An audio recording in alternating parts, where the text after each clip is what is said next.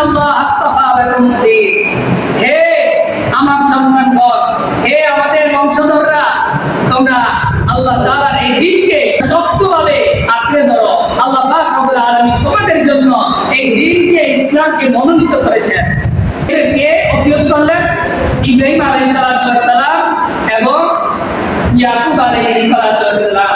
তারা তাদের সন্তানদেরকে এই ওসিয়ত করলেন যে তোমরা দ্বীন ইসলামকে শক্তভাবে আঁকড়ে ধরো। আমরা কি আমাদের সন্তানদেরকে এরকম ওসিয়ত করি যে হে আমার সন্তানেরা, তোমরা পরিপূর্ণভাবে ইসলামের উপরে চলবা, কখনো ইসলাম থেকে বিচ্যুত হবে না, দ্বীনের উপরে টিকে থাকবা সব সময়, দ্বীনের কাজ সব সময় করবা, ইসলামের কাজ সব সময় করবা, ইসলাম থেকে কখনো বিচ্যুত হবে না। বলেন বর্তমানের এই জামানায় এসে আমাদের কয়জন মুসলমান পিতা মাতা সন্তানদেরকে উপদেশ করেন? আল্লাহ তাআলা তো এই কোরআনের ভিতরে এই কথাগুলো আমাদের জন্যই দিয়েছেন যেন আমরা এখান থেকে শিক্ষা নিয়ে আমাদের সন্তানগুলোকে এরকম ভাবে চালাইতে পারি, তাদেরকে এরকম ওসিয়ত করতে পারি। আফসোসের বিষয় হলো এরকম, যদি কোনো সন্তান নিজের ইচ্ছায় ইসলামের দাওয়াত পেয়ে ইসলামের উপরে চলতে চায়, দ্বীন ইসলামের কাজ করতে চায়, মা বাবা উল্টে আরো তাকে ধমক দেয়, এই তাদের সাথে মিশবি না, তাদের সাথে মিশবি না, তাদের সাথে যাবি না, চাইলে বিপদ হবে। এরকম ভাবে আরো কি করে? ভয় দেখায়, মা বাবাই নিষেধ করে যেন দ্বীনের কাজ না করে, ইসলামের কাজের সাথে না জড়িত হয়, যারা ইসলামের কাজ করে তাদের সাথে যেন না থাকে। মা বাবা এরকম ভাবে সন্তানদেরকে বলে। এখনকার মা বাবা এবার চিন্তা করে দেখেন ইমানের কি অবস্থা, আমাদের ইমানের কি হালত। একসাথে আল্লাহ তাআলা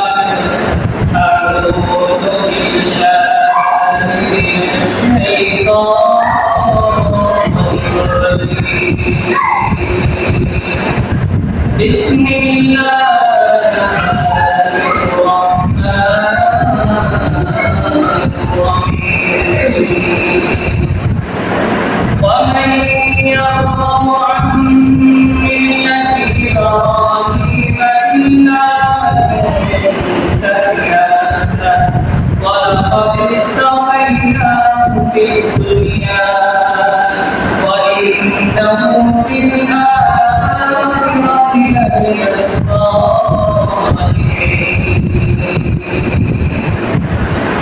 الله تعالى ومن يرغب عن ملة إبراهيم إلا من سفه نفسه.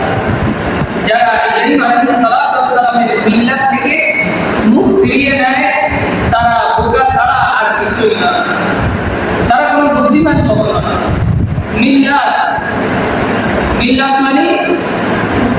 মিল্লাত মানে হচ্ছে অনুসরণ। আমরা যখন কাউকে কবরে রাখি তখন আমরা বিসমিল্লাহ ওয়া আলা মিল্লাতি রাসূলিল্লাহ, অর্থাৎ রাসূল সাল্লাল্লাহু আলাইহি ওয়াসাল্লামের মিল্লাতের উপর আমরা রাখা, রাসূল সাল্লাল্লাহু আলাইহি ওয়াসাল্লামের তরিকার উপরে রাখা। মিল্লাত মানে হচ্ছে তরিকা।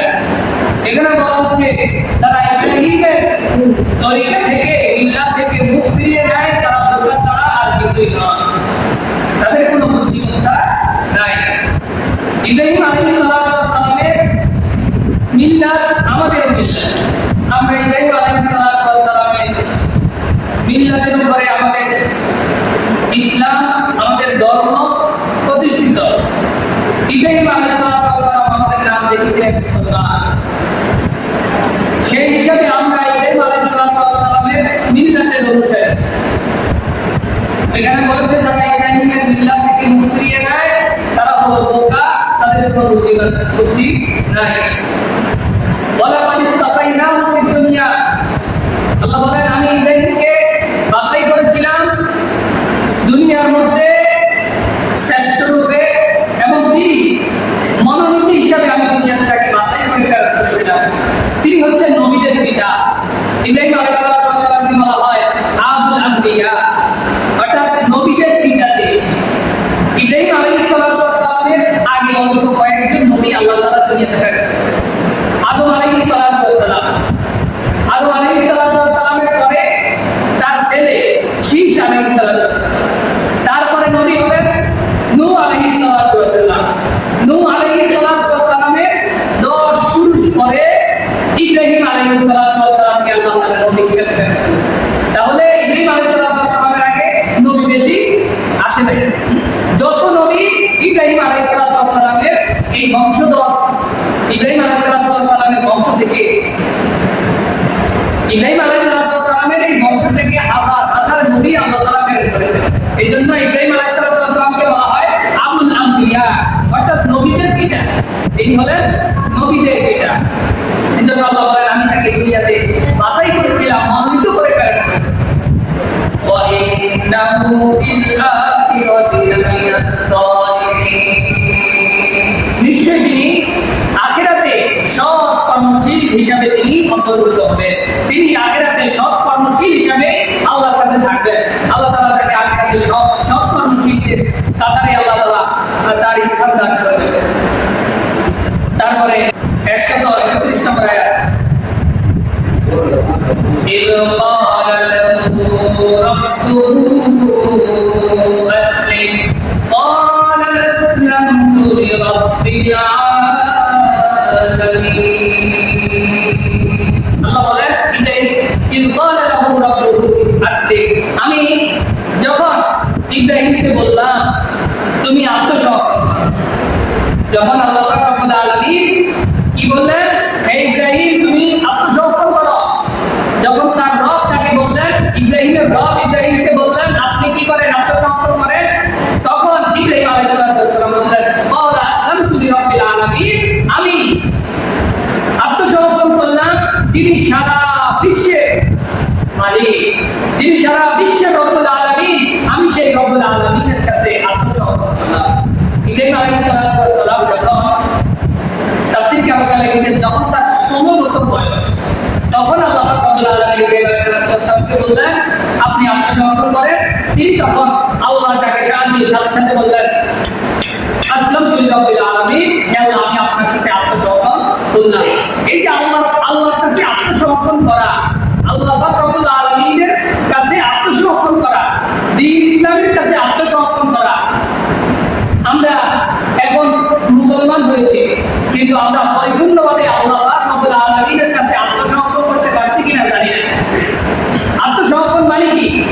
আত্মসমর্পণ মানে হচ্ছে আমি আমার রবের কাছে আমার যত কিছু আছে, যত চাওয়া পাওয়া আছে, সব কিছু আমি আল্লাহর হুকুম মতো আমি চালাবো।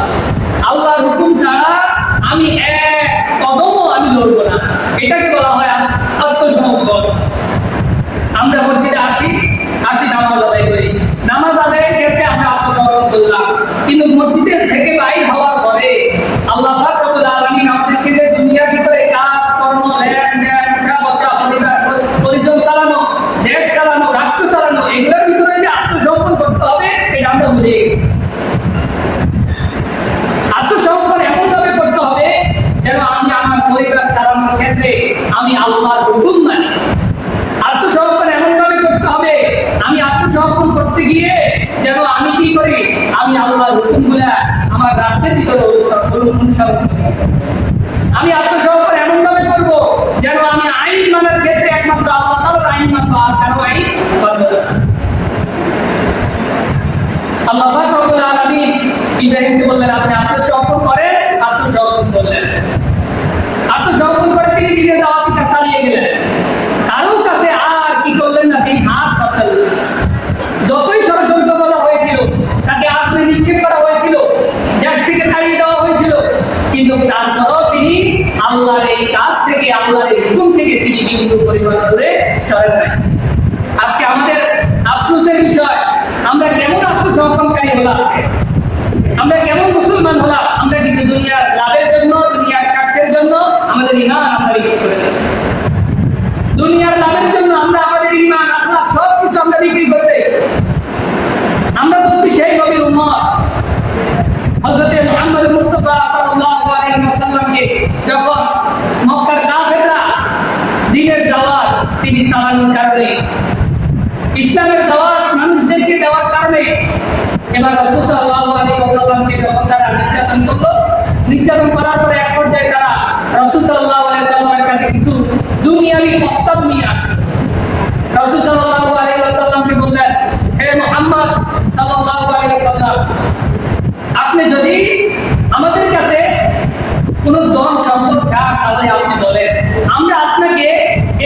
মক্কার সবচেয়ে ধনাঢ্যশালী ব্যক্তি বানিয়ে দেবে। আপনি যদি আমাদের কাছে কোন সুন্দরী কুমারী নারী চান তাহলে আমাদেরকে বলেন, আমরা আপনাকে সুন্দরী কুমারী নারী দান দিয়ে দেব।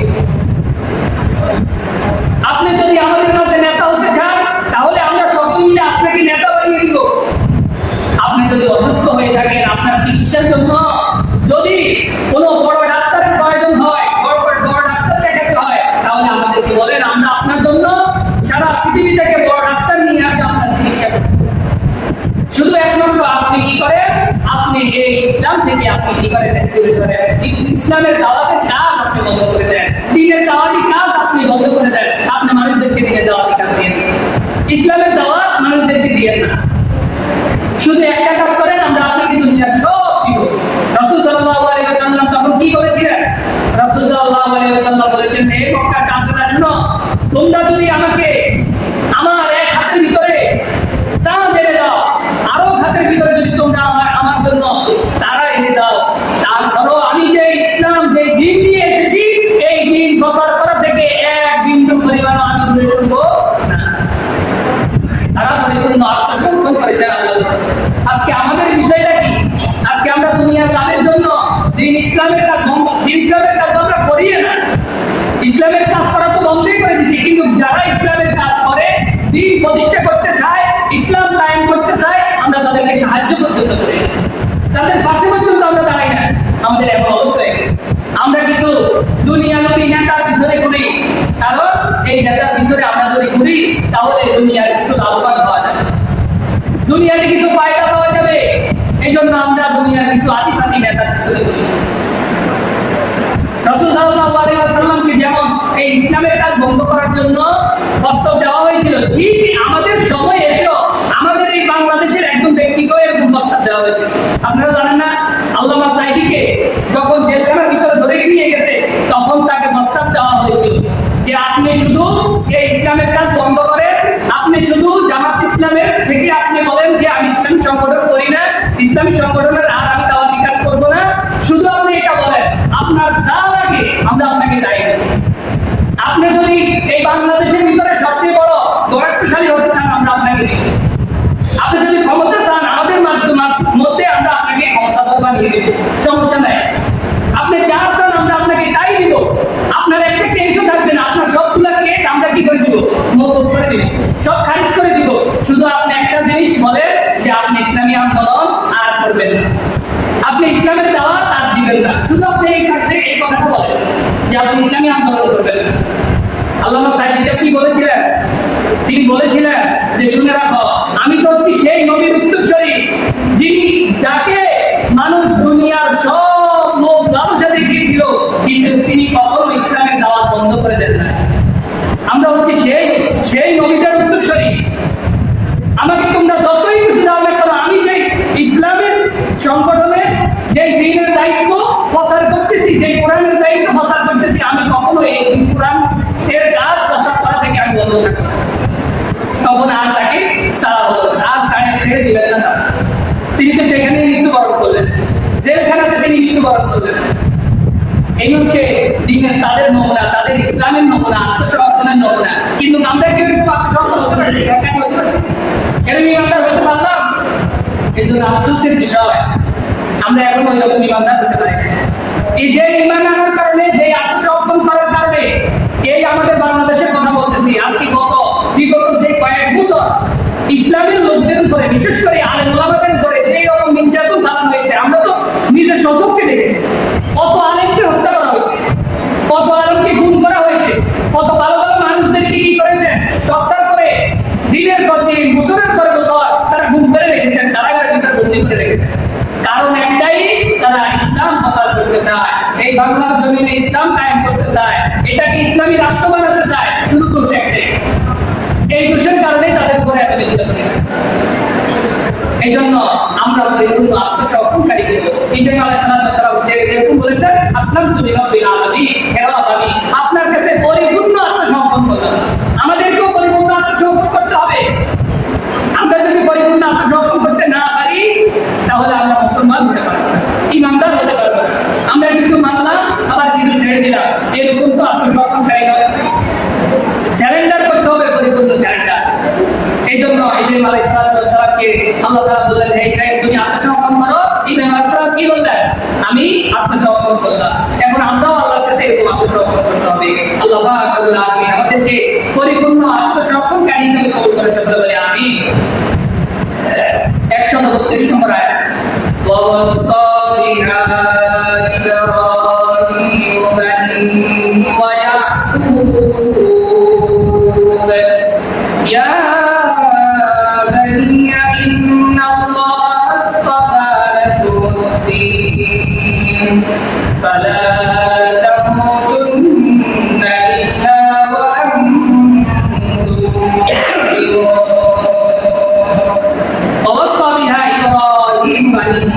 ইব্রাহিম আলাইহিস সালাম তার সন্তানদেরকে ওসিয়ত করে গেলেন এই আত্মসমর্পণের ব্যাপারে। ইয়াকুব এবং ইয়াকুব আলাইহিস সালামও তার সন্তানদেরকে এই আত্মসমর্পণ করার জন্য ওসিয়ত করে গেলেন। তারা তাদের সন্তানদেরকে কি বললেন? ইয়া বানি ইন্নাল্লাহা আসতাফা লাকুমুদ-দীন, হে আমার সন্তানগণ, হে আমাদের বংশধররা, তোমরা আল্লাহ তাআলার এই দ্বীনকে তোমরা কি করো? তোমরা শক্তভাবে আঁকড়ে ধরো। আল্লাহ পাক রব্বুল আলামিন তোমাদের জন্য এই দ্বীনকে, ইসলামকে মনোনীত করেছেন। তোমাদেরকে আল্লাহ পাক রব্বুল আলামিন এই দ্বীন ইসলামকে মনোনীত করেছেন, দ্বীন ইসলাম বিধান হিসেবে দান করেছেন। তোমরা এই দ্বীন ইসলামকে শক্তভাবে আঁকড়ে ধরো, শক্তভাবে তোমরা এই দ্বীন ইসলামকে আঁকড়ে ধরো। কে ওসিয়ত করলেন? ইব্রাহিম আলাইহিস সালাম এবং ইয়াকুব আলাইহিস সালাম। তারা তাদের সন্তানদেরকে এই ওসিয়ত করলেন যে তোমরা দ্বীন ইসলামকে শক্তভাবে আঁকড়ে ধরো। আমরা কি আমাদের সন্তানদেরকে এরকম ওসিয়ত করি যে হে আমার সন্তানেরা, তোমরা পরিপূর্ণভাবে ইসলামের উপরে চলবা, কখনো ইসলাম থেকে বিচ্যুত হবে না, দ্বীনের উপরে টিকে থাকবা সব সময়, দ্বীনের কাজ সব সময় করবা, ইসলামের কাজ সব সময় করবা, ইসলাম থেকে কখনো বিচ্যুত হবে না। বলেন বর্তমানে এই জামানায় এসে আমাদের কয়জন মুসলমান পিতা মাতা সন্তানদেরকে উপদেশ করে? আল্লাহ তাআলা এই কোরআনের ভিতরে এই কথাগুলো আমাদের জন্যই দিয়েছেন যেন আমরা এখান থেকে শিক্ষা নিয়ে আমাদের সন্তানগুলোকে এরকম ভাবে চালাইতে পারি, তাদেরকে এরকম ওসিয়ত করতে পারি। আফসোসের বিষয় হলো এরকম, যদি কোনো সন্তান নিজের ইচ্ছায় ইসলামের দাওয়াত পেয়ে ইসলামের উপরে চলতে চায়, দ্বীন ইসলামের কাজ করতে চায়, মা বাবা উল্টে আরো তাকে ধমক দেয়, এই তাদের সাথে মিলবি না, তাদের সাথে মিলবি না, তাদের সাথে যাবি না, চাইলে বিপদ হবে। এরকম ভাবে আরো কি করে? ভয় দেখায়, মা বাবাই নিষেধ করে যেন দ্বীনের কাজ না করে, ইসলামের কাজের সাথে না জড়িত হয়, যারা ইসলামের কাজ করে তাদের সাথে যেন না থাকে। মা বাবা এরকম ভাবে সন্তানদেরকে বলে। এখনকার মা বাবা এবার চিন্তা করে দেখেন ইমানের কি অবস্থা আছে, আমাদের ইমানের কি হালত।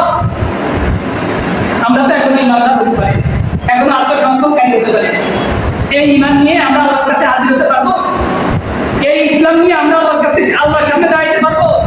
কেমনে আমরা আল্লাহর কাছে দাঁড়াবো? এইরকম ভাবে আল্লাহ রাব্বুল আলামিন আমাদেরকে এগুলা জানিয়ে দিচ্ছেন। তারপরে তারা তার সন্তানদেরকে তিনারা বললেন, ফালা তামুতুন্না ইল্লা ওয়া আনতুম মুসলিমুন, যে তোমরা কখনো মুসলমান না হয়ে মৃত্যুবরণ করবে না, পরিপূর্ণ মুসলমান না হয়ে কখনো মৃত্যুবরণ করবে না।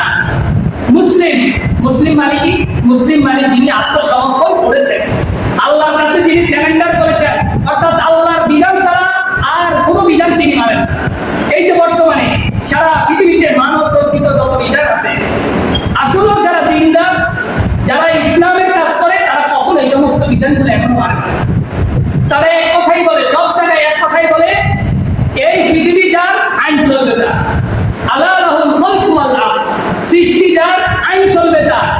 এই সৃষ্টি করেছেন আল্লাহ তাআলা, আইনও আল্লাহ তাআলা। আল্লাহ তাআলা আইন হিসেবে, বিধান হিসেবে আমাদেরকে কোরআন দিয়ে দিয়েছেন। কিভাবে আমরা চলবো, কিভাবে আমরা দেশ চালাবো, কিভাবে আমরা পরিবার পরিজন চালাবো, নিজেদেরকে কিভাবে গঠন করবো, এই সব কিছু আল্লাহ তাআলা কোরআনে দিয়ে দিয়েছেন। কিন্তু আফসোসের বিষয় হলো আজকে আমাদের এই যে যারা বর্তমানে পৃথিবীর ভিতরে আইন প্রণয়নকারী খ্রিস্টানদের, ইহুদিদের আইনগুলা আমাদেরকে তারা দিয়ে দিয়েছে। এখন আমরা ওই আইনগুলা মানার কারণে আমাদের ব্যক্তিগত জীবনে অশান্তি, আমাদের রাষ্ট্রীয় জীবনে অশান্তি, আমাদের সামাজিক জীবনে অশান্তি, সুখ নাই। কারণ ওই যে আল্লাহর আইন আমরা মানি না, আমরা আল্লাহর আইন মানি না।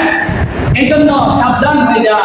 আপনি যদি ওই রকম ভাবে যারা এই রাষ্ট্রের উচ্চ পদস্থ পদে গিয়ে, উচ্চ স্থানে গিয়ে, সংসদের মতো যেখানে আইন পাস হয়, আইন প্রণয়ন হয়, সেইখানে যদি আপনারা ওই রকম লোককে বসান যারা ইসলামী আল্লাহ তাআলার আইন বাদ দিয়ে মানুষের আইন অনুসারে দেশ পরিচালনা করবে, রাষ্ট্র পরিচালনা করবে, তাহলে আপনাদেরকে আল্লাহর সামনে জবাবদিহিতা করতে হবে। আপনাদেরকে আল্লাহর সামনে জবাবদিহিতা করতে হবে। আমরা যারা বর্তমানে যে সমস্ত নেতা নেতার জন্য ঘুরতেছি, এই নেতা নেতারা কি চায় ইসলাম কায়েম হোক? তারা কি চায় কোরআন দিয়ে দেশ চলো? তারা তো নিজেরা নিজেদের পকেট বাড়ি করার জন্য শুধু ধান্দা করতেছে। কিভাবে নিজেদের পকেট করবে, কিভাবে নিজেরা বড়লোক হবে, এই চিন্তাই করতেছে। কিভাবে তাদের দাম বাড়বে সমাজে, শুধু এই চিন্তা করে। আমাদের সমাজের ভিতরে যারা এখন এই সমস্ত কাজের ভিতরে জড়িত, আল্লাহর আইন বাদ দিয়ে, আল্লাহর আইন প্রতিষ্ঠা করা বাদ দিয়ে মানুষের আইন প্রতিষ্ঠা করার জন্য যারা সংগ্রাম করে, তাদের দুনিয়াও শেষ, আখিরাতও শেষ। আমরা যেন এমন না হয়ে যাই, আমরা যেন এমন না হয়ে যাই। আল্লাহ পাক রব্বুল আলামিন আমাদেরকে সুযোগ দিয়েছে, আমরা এখন আমাদের এই দেশকে আমরা যেন আল্লাহ তাআলার আইন দিয়ে পরিচালনা করতে পারে, ওই সমস্ত লোকদেরকে আমরা আমাদের দেশের প্রধান হিসেবে আমরা নিযুক্ত করব, যারা দেশকে ইসলামী রাষ্ট্র হিসেবে চালাবে, আল্লাহর আইন প্রতিষ্ঠা করবে, তাদেরকে আমরা বাছাই করব। এই জন্য ভাইরা সাবধান হয়ে যান। আমরা যারা এখনো দুনিয়া নবী না এটার পিছনে ঘুরতেছি, সাবধান হয়ে যান। যারা দুনিয়ার জন্য দল করে তারা সাবধান হয়ে যান। কোন দল কাজে আসবে না কিয়ামতের ময়দানে। কিয়ামতে আল্লাহ তাআলা জিজ্ঞেস করবেন, তুমি আমার দ্বীন প্রতিষ্ঠা করার জন্য কি কাজ করেছো, কি সংগ্রাম করেছো দুনিয়াতে? আমার দ্বীন ইসলাম কায়েম করার জন্য তুমি কি করেছো বলো? তখন আমরা কি উত্তর দেব? আল্লাহ তাআলা বলেছেন যে আমি তোমাদেরকে খলিফা হিসেবে দুনিয়াতে প্রেরণ করেছি। খলিফা মানে কি? খলিফা মানে আল্লাহ তাআলার প্রতিনিধি। আল্লাহ তাআলা আমাদেরকে আল্লাহর হুকুম দিয়ে দুনিয়াটাকে পরিচালনা করার জন্য বলেছেন। কিন্তু আমরা আল্লাহর খলিফা হওয়ার পরিবর্তে আমরা এখন কিছু নেতা খলিফা হয়ে গেছি।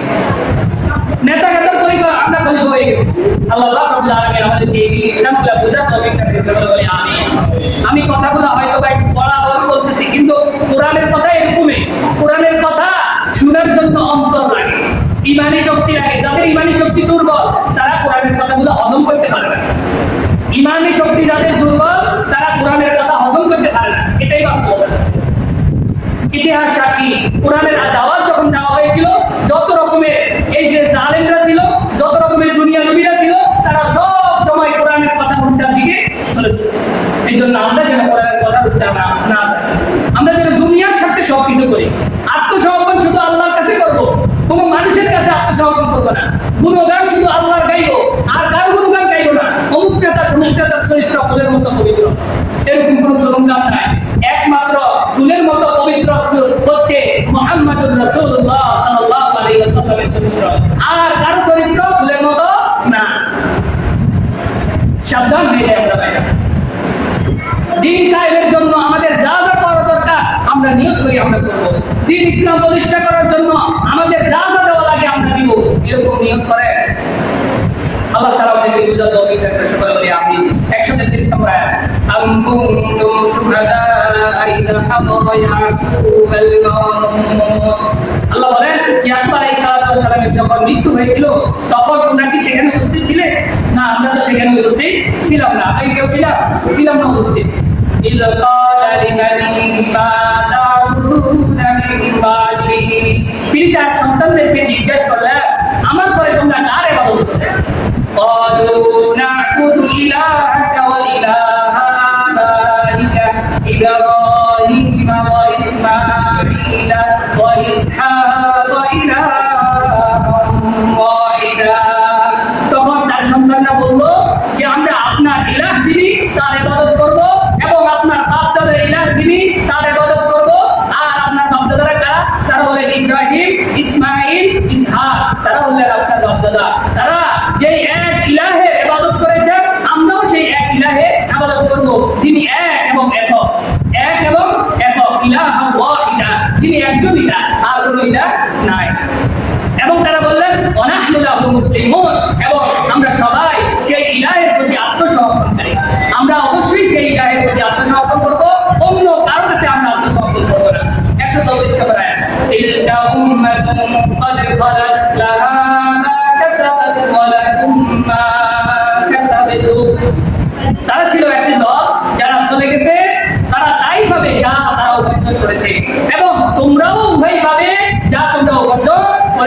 ওয়ালা তাসআলুনা আম্মা কানু ইয়ামালুন। তারা যা করেছে সেই সম্পর্কে তাদেরকে জিজ্ঞেস করা, সেই সম্পর্কে তোমাদেরকে জিজ্ঞেস করা হবে না।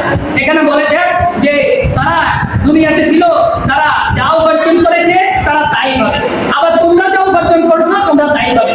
এখন আমরা যা উপার্জন করতেছি, আমরা যে এরকম আমল উপার্জন করতেছি, আমাদের এই আমল দিয়ে আমরা যে জান্নাতে যাইবো এর কোনো গ্যারান্টি আছে? আমরা কি উপার্জন করতেছি? আখিরাতের জন্য। এই জন্য আমাদের উপার্জনটা শুধু একমাত্র আখিরাতের জন্য উপার্জন হতে হবে, দুনিয়ার জন্য যেন কোনো উপার্জন না হয়। উপার্জন করতে হবে আখিরাতের জন্য।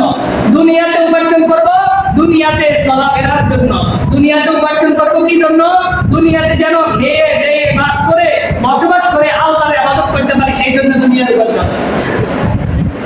এই জন্য আমাদের উপার্জনটা শুধু যেন আখিরাতের জন্য হয়।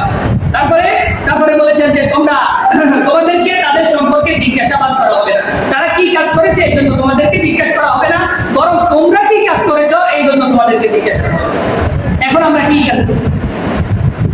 আমরা এখানে বলা হয়েছে তোমরা তাদের সম্পর্কে চিন্তা করো না, কিন্তু আমরা কিন্তু আসলে অন্যের সম্পর্কে বেশি চিন্তা করি। অন্য মানুষে কি করলো না করলো, কি কেমনে হাঁটলো, কেমনে উঠলো, কেমনে বসলো, কিভাবে কথাবার্তা বললো, শুধু এই চিন্তা আমাদের মাঝে আছে। শুধু অন্যের ভুল কিভাবে খুঁজবো এই চিন্তার ভিতরে আমরা আছি, কিন্তু নিজের যে ভিতরে ভুল আছে এটা আমরা বোঝার চেষ্টা করি না। এই জন্য আমাদেরকে কারো ভুল না খুঁজে নিজের ভুল আগে খুঁজতে হবে। আমার নিজের ভিতরে কি কি দোষ আছে, আমি কি পরিপূর্ণ ইসলামের উপরে চলতেছি কিনা, পরিপূর্ণ মুসলিম হতে পারলাম কিনা, নিজের ভুলগুলো আগে বুঝতে হবে। পরে অন্যের যদি কোনো ভুল দেখি, আমি দেখি আমার চোখে দেখা করা পরে যে অন্য একটা মানুষ আমার অন্য একটা মুসলমান ভাই একটা ভুল করতেছে, তাহলে নিয়ম হলো তার এই ভুলটাকে সংশোধন করে দেওয়া, যে ভাই আপনার তো এটা ভুল হইতেছে, যদি মনে কষ্ট না নেন আপনি যদি এটা সংশোধন করে নিতে ভালো, এইভাবে ভুল করে দেওয়া। কিন্তু পিছে পিছে তার সমালোচনা না, পিছে পিছে তার সমালোচনা না করা। এই জন্য আল্লাহ রাব্বুল আলামিন আমাদেরকে আল্লাহ তাআলার এই কোরআনের কথাগুলো বুঝার এবং আমল করার তৌফিক দান করুন। আমিন।